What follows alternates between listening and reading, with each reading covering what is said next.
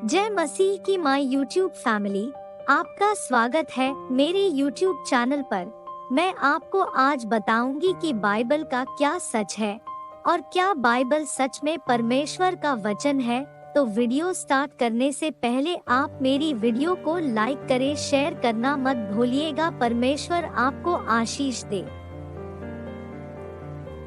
हम अपने जीवन में बाइबल और उसकी महत्वपूर्णता को किस दृष्टि से देखते हैं, अपितु इसके साथ ही आखिरकार इनके हमारे ऊपर एक अनंतकाल के प्रभाव को भी सुनिश्चित करना होगा। यदि बाइबल सच में परमेश्वर का वचन है तो हमें उसे हृदय में बनाए रखना, पढ़ना, पालन करना और अंत में उसके ऊपर पूरी तरह भरोसा करना चाहिए। यदि बाइबल परमेश्वर का वचन है तो उसको अस्वीकार करना स्वयं परमेश्वर का ही अस्वीकार कर देना है। सच्चाई तो यह है कि परमेश्वर का हमें बाइबल देना हमारे लिए उसके प्रेम का प्रमाण और उदाहरण है। शब्द प्रकाशन का सरल अर्थ यह है कि परमेश्वर ने मनुष्य से यह वार्तालाप किया कि वह कैसा है और हम कैसे उसके साथ सही संबंध बना सकते हैं। ये वे बातें हैं जिन्हें हम नहीं जान सकते थे यदि परमेश्वर इन्हें ईश्वरीय प्रकटन के द्वारा हम पर बाइबल में प्रकट नहीं करता। यद्यपि बाइबल में परमेश्वर ने स्वयं के प्रकटीकरण को प्रगतिशील तरीके से लगभग 1500 वर्षों में दिया, उसमें वे सारी बातें रही हैं जिनकी परमेश्वर के बारे में जानने के लिए मनुष्य को आवश्यकता थी ताकि वह उसके साथ सही संबंध बना सके। यदि बाइबल सच में परमेश्वर का वचन है तो फिर यह विश्वास, धार्मिक रिवाजों और आदर्शों के सभी विषयों के लिए अंतिम निर्णायक अधिकारी है। हमें स्वयं से यह प्रश्न जरूर पूछना चाहिए कि हम कैसे जान सकते हैं कि बाइबल परमेश्वर का वचन है और केवल एक अच्छी पुस्तक मात्र नहीं है। बाइबल के बारे में ऐसी क्या विशेषता है जो इसे अब तक लिखी सारी धार्मिक पुस्तकों से अलग करती है? सच में बाइबल परमेश्वर का वचन है, इसके लिए क्या ऐसा प्रमाण है? इस तरह के प्रश्नों की गंभीरता पूर्वक जांच की जानी चाहिए। यदि बाइबल परमेश्वर का सत्य वचन है, यह ईश्वरीय प्रेरित और विश्वास और संस्कार के संबंध में पूर्ण रूप से पर्याप्त है होने के दावे की प्रामाणिकता को निर्धारित करना है। इसमें कोई संदेह नहीं है कि बाइबल ही परमेश्वर के सत्य वचन होने का दावा करती है। यह स्पष्ट रूप से पौलुस को तीमुथियुस को दी हुई अनुज्ञा में दिखाई देता है और बचपन से पवित्र शास्त्र तेरा जाना हुआ है, जो तुझे मसीह पर विश्वास करने से उद्धार प्राप्त करने के लिए बुद्धिमान बना सकता है। संपूर्ण पवित्र शास्त्र परमेश्वर की प्रेरणा से रचा गया है और उपदेश और समझाने और सुधारने और धर्म की शिक्षा के लिए लाभदायक है, ताकि परमेश्वर का जन सिद्ध बने और हर एक भले काम के लिए तत्पर हो जाए। 2 तीमुथियुस 3:15-17।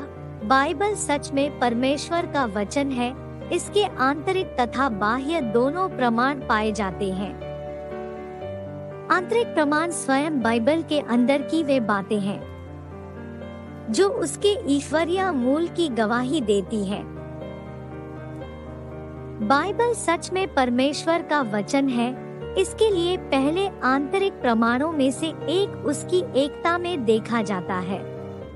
यद्यपि यह वास्तव में 66 अलग अलग पुस्तकें, 3 महाद्वीपों में, 3 भिन्न भाषाओं में, लगभग 1500 वर्षों से अधिक और 40 लेखकों से अधिक के द्वारा लिखी गई, जो कि जीवन के कई भिन्न व्यवसायों में से आए थे, परंतु फिर भी बाइबल आरंभ से अंत तक बिना किसी आपसी विरोधाभास के एक जैसी ही बनी रही है। यह एकता दूसरी अन्य पुस्तकों से भिन्न रूप में विशेष है और शब्दों के ईश्वरीय मूल का प्रमाण होना, जिसमें परमेश्वर ने मनुष्यों को प्रेरित किया कि वे इन्हें लिख लें, आंतरिक प्रमाणों में से एक अन्य जो यह संकेत देता है कि सच में बाइबल परमेश्वर का वचन है, उन विस्तृत भविष्यवाणियों में देखा जाता है जो कि उसके पृष्ठों के अंदर पाई जाती है। बाइबल में सैकड़ों भविष्यवाणियों के विवरण हैं, जो कि कई देशों के भविष्य के बारे में है, जिसमें इस्राएल, निश्चित नगर और मनुष्य के भविष्य भी सम्मिलित है। अन्य भविष्यवाणियां एक ऐसे व्यक्ति के संबंध में दी गई हैं, जो कि मसीह अर्थात उन सबों का उद्धारकर्ता होगा जो उस पर विश्वास करेंगे।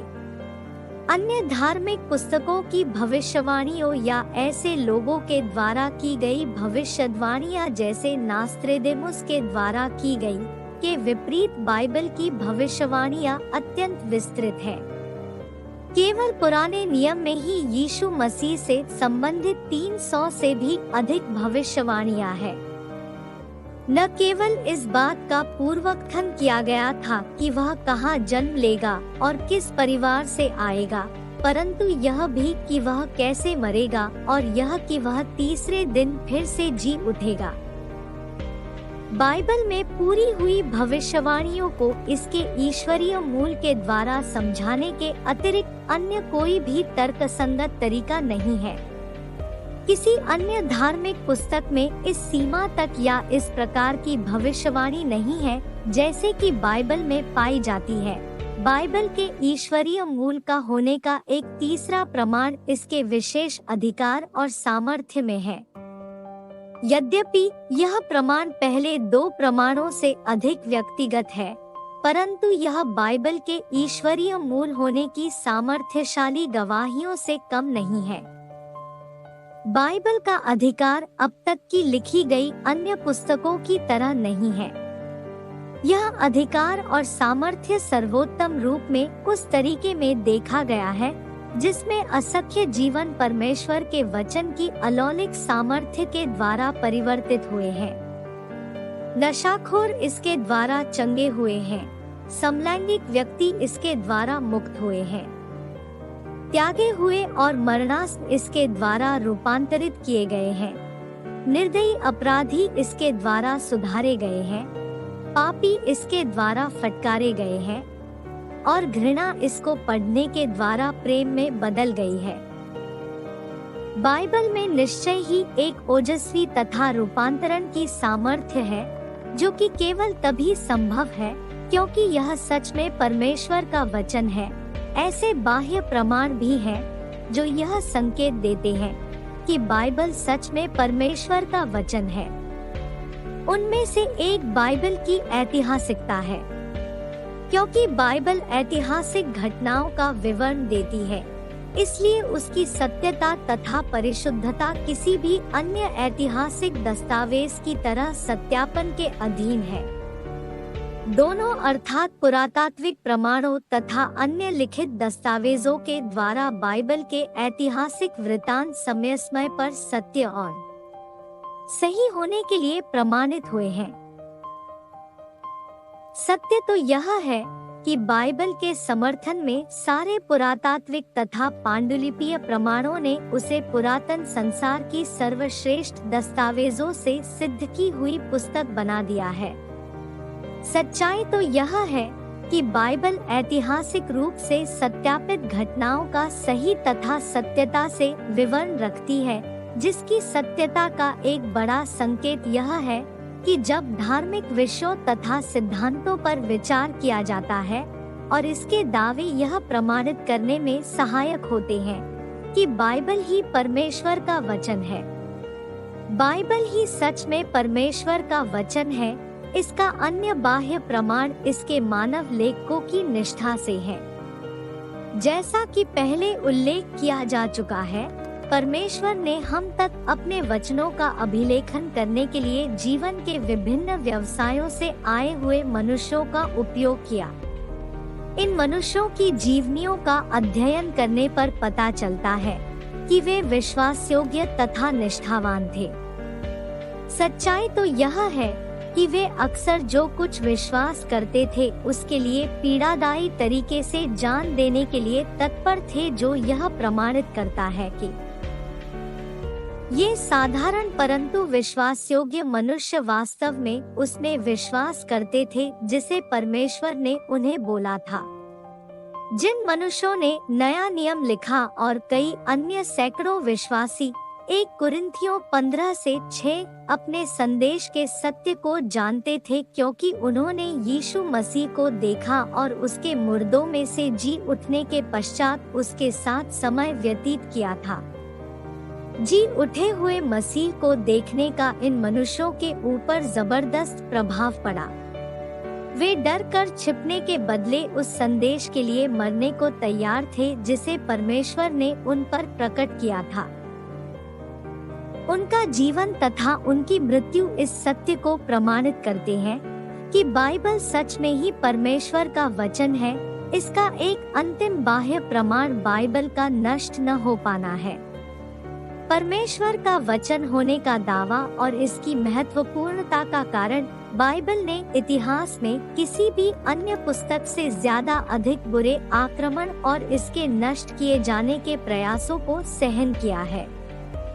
आरंभिक काल के रोमी सम्राटों जैसे डायोसिलिशन से लेकर साम्यवादी तानाशाहों और आज के आधुनिक समय के नास्तिकों और अज्ञेयवादियों तक बाइबल ने अपने सभी आक्रमणकारियों को सहन किया है और इसके सभी आक्रमणकारियों को अपने सामने टिकने नहीं दिया, और आज भी यह सारे संसार में सर्वाधिक प्रकाशित होने वाली पुस्तक है। पूरे इतिहास में संदेहवादियों ने बाइबल को काल्पनिक रूप में स्वीकार किया, परंतु पुरातत्व ने इसके ऐतिहासिक होने की पुष्टि की है।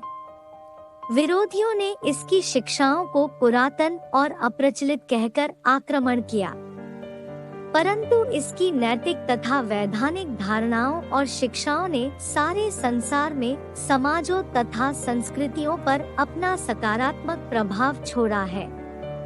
इस पर आज भी झूठे विज्ञान, मनोविज्ञान और राजनीतिक आंदोलनों ने अपना आक्रमण निरंतर चलाया हुआ है, परंतु अभी भी यह वैसी ही प्रामाणिक और प्रासंगिक बनी हुई है जैसी कि पहले जब इसे लिखा गया था। यह वह पुस्तक है जिसने बीते 2000 वर्षों में असंख्य जीवनों और संस्कृतियों को परिवर्तित कर दिया है। इससे कोई अंतर नहीं पड़ता कि कैसे इसके विरोधी इस पर आक्रमण करने, इसको नष्ट करने या इसका सम्मान घटाने का प्रयास करते हैं, परंतु इन आक्रमणों के बाद भी बाइबल पहले जैसी ही बनी हुई है। जीवनों के ऊपर इसकी सच्चाई और प्रभाव उतना ही है। इसे भ्रष्ट करने का हर तरह का प्रयास, इस पर किए गए हर आक्रमण या इसे नष्ट करने के हर प्रयासों के बाद भी इसकी शुद्धता आज तक सुरक्षित बनी हुई है, जो इस सत्य का स्पष्ट प्रमाण है कि बाइबल सच में परमेश्वर का वचन है। हमें इस बात पर चकित नहीं होना चाहिए कि भले ही बाइबल पर कैसे भी आक्रमण क्यों न किया गया हो, वह सदैव अपरिवर्तित और सकुशल ही रहती है। आखिरकार यीशु ने कहा था कि आकाश और पृथ्वी टल जाएंगे, पर मेरी बातें कभी न टलेंगी। मरकुस 13 से 31।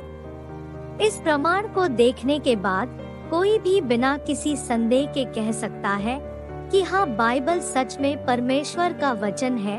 तो दोस्तों, यह थी बाइबल के बारे में जानकारी। आपको पसंद आई होगी। Thank you for watching my video. मैं आशा करती हूँ आपको मेरी वीडियो पसंद आई होगी। धन्यवाद।